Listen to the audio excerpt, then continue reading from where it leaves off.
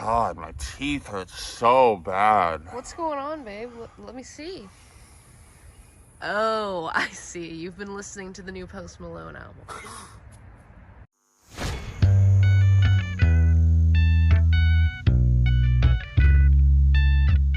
Hey neighbor, welcome back to ARTV. My name is John, and it's time to review the fourth studio album by Post Malone, 12 Carat Toothache.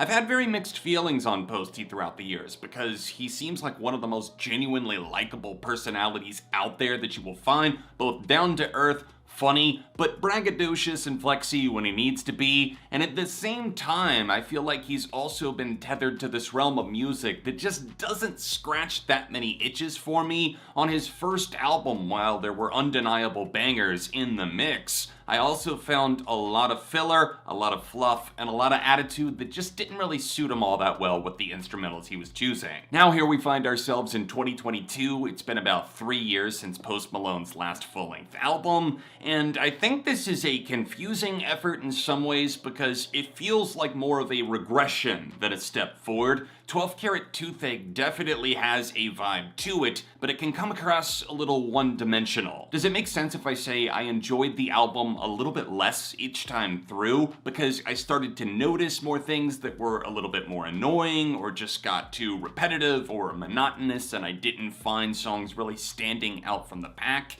It's kind of like a friend that would keep telling the same joke, and it's pretty funny the first handful of times, but slowly it just kind of loses its value. A lot of the record plays like chill background music for a day at the lake with your friends. It doesn't necessarily move the dial one way or the other, and while it does have some better moments that really can catch your attention, I don't see this as exceeding his best work to date on Hollywood's Bleeding, or necessarily having that hook to make people come back for more again and again outside of a handful of tracks. I have a bone to pick with the filler content because Post went out of his way in interviews to mention how this was his shortest project to date, only 14 songs, he wasn't bloating out the track list because, you know, quality over quantity. This is 14 tracks, 43 minutes, and there is definitely a sizable amount of filler. Outside of the Fleet Foxes appearance on Love Hate Letter to Alcohol, which I thought brought a lot to the track, an extra layer of emotion despite Post being a little goofy in the way that he describes certain things, the other features feel like his label just pressed a secret button, a randomizer, in their office and outspits all of the features for the album. Doja Cat, Gunna, the people you'd expect. One Right Now with The Weeknd was one of the singles, and I shared in the opinion that that track was pretty safe, pretty mid. I didn't really feel like it did much. It had that 80s synth pop drip to it, but it didn't necessarily complement Post Malone as well as it did The Weeknd,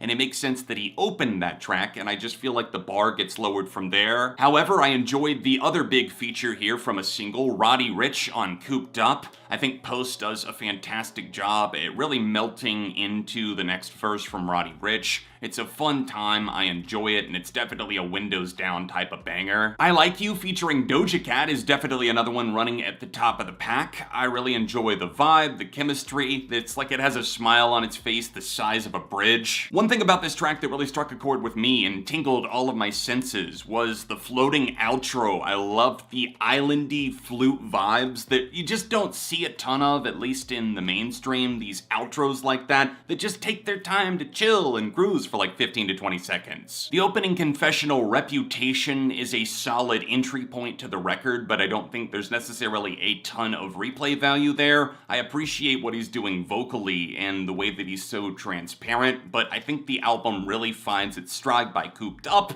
and while it does dip back down in terms of tempo on Lemon Tree, that song's just weird, and I kinda love that he's thinking outside of the box for once. Wasting Angels with the Kid Laroi felt like a contractually obligated appearance, and this song does absolutely nothing other than flatline. I could cut it from the album and never miss it one bit. Dark, menacing Halloween type energy comes in your face on Insane. This cut is definitely flavorful because of Post just being a little bit over the top with his performance and just kind of playing the role of the bad guy, which he also did say he found himself identifying with in Lemon Tree. Overall, I did not find myself saying wow in response to 12 Carat Toothache. Instead, it felt a little bit washed up in some ways, a little bit dated, some stuff that drifted into territory I felt like he had already covered. So Post Malone, for his 4th studio album, I have to rate this a very light 3 out of 5. What do you guys think of the new Post Malone record? Sound off with your take in the comment section down below. Please hit that like button and check out my other Post Malone reviews on screen right now. All of my socials can be found in the description. Take to the comments with your opinion on Posty's new record.